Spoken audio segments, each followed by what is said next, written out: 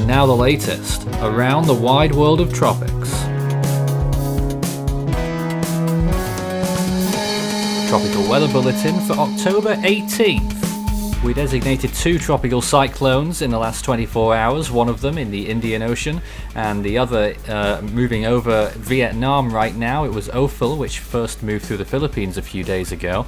The other tropical storm was that system we were tracking through India, now in the Arabian Sea. No other nameable systems active today, however.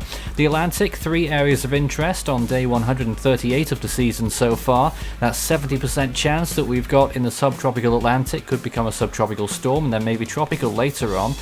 Can't rule out a Bermuda threat yet again for this season, and those 2 other areas still yet to develop. Day 154 in the Eastern Pacific, and some things never change. Still very quiet here, no storms active, none expected, and very quiet here, at least right now. Still can't rule out anything happening late season, but we'll see. The Western Pacific then, you've got that 60% chance, a moderate chance that's going to reach the Philippines, Luzon in particular, watching out for that one in the next few days. It's been upon us for quite a while. Ofel making landfall in Vietnam, now moving inland. Ascat got 40-mile-an-hour winds earlier, and a 10% moving through the Marianas.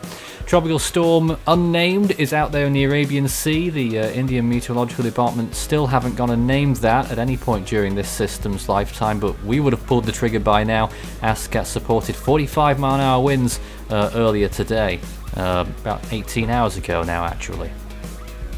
North Atlantic looks like this, so you can see where that potential subtropical cyclone is developing, a rather broad circulation around it, and those 2 other areas too, which you can see in the central and the eastern Atlantic. The one on the right hand side is the one that we're looking at with that 10% chance.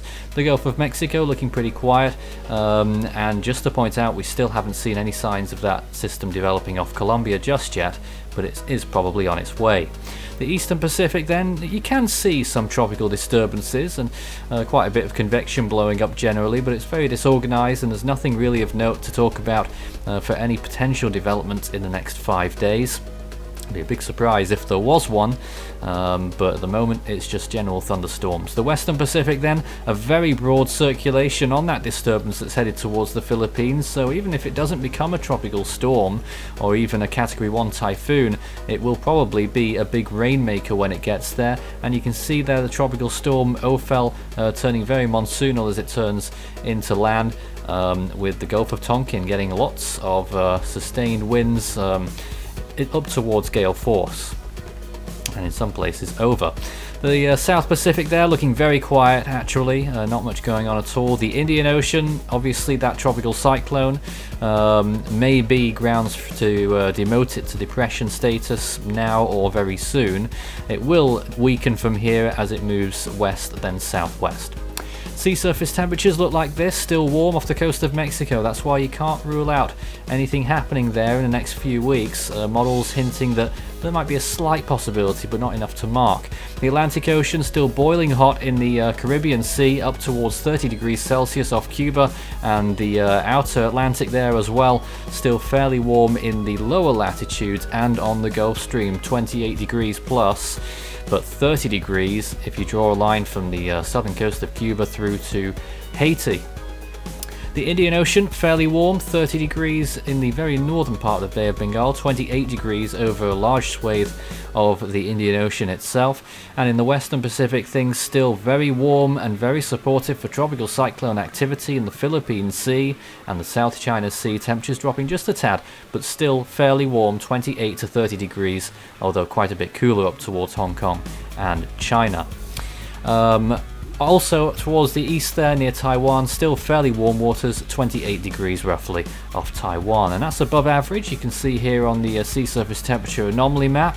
The La Nina still making its presence very much well known. I keep saying that, but honestly it may strengthen more in the next few months rather than start weakening. The Atlantic still fairly warm along the either side of the Florida Peninsula is probably the area that's most above average.